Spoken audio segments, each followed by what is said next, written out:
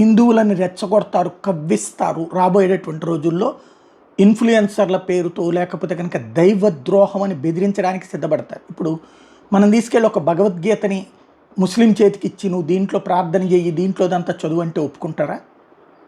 అది తప్పంటారు, దుర్మార్గం అంటారు. లేదా ఒక క్రిస్టియన్ చేతికిస్తే ఒప్పుకుంటారా? దుర్మార్గం అంటారు. ఈవెన్ ప్రసాదం మన ప్రసాదం తినడానికే అంగీకరించరు.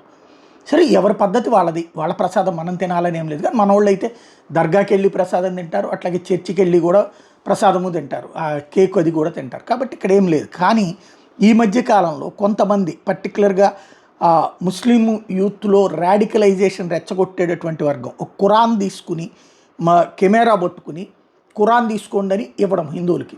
తీసుకుంటే దీంట్లో ఇది అని చెప్పడం, ఎక్స్ప్లెయిన్ చేయడం. లేదు తీసుకోనంటే ఎందుకు తీసుకోరు మీరు, ముస్లింలంటే వ్యతిరేకత అన్నటువంటి కోణాన్ని ప్రొజెక్ట్ చేయడం. Okay, I'm still giving them out for free so you can educate yourself and learn. We do not take our religion out of context. Okay, so do you know about Islam?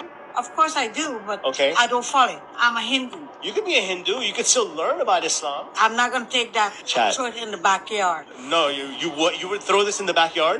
If I have to, Why? Why would you do that? because I'm Hindu. So a Hindu would throw a Quran in the backyard? It doesn't matter. You చూసారే ఎంత respect our జాగ్రత్తగా religion. రెచ్చగొడుతున్నాడు. Quran ఇస్తాను చదువుతావు అంటే అక్కర్లేదు అంటే, ఎందుకంటే నేను హిందువుని నాకు అక్కర్లేదంటే నువ్వు అయినా తీసుకోండి అంటే, తీసుకుని నేను తీసుకెళ్ళి పక్కన పడేయాలి కదా, వెనక పడేయాలి కదా అంటే ఏంటి, ఖురాన్ని పడేస్తావు అంటే రెచ్చగొట్టడం.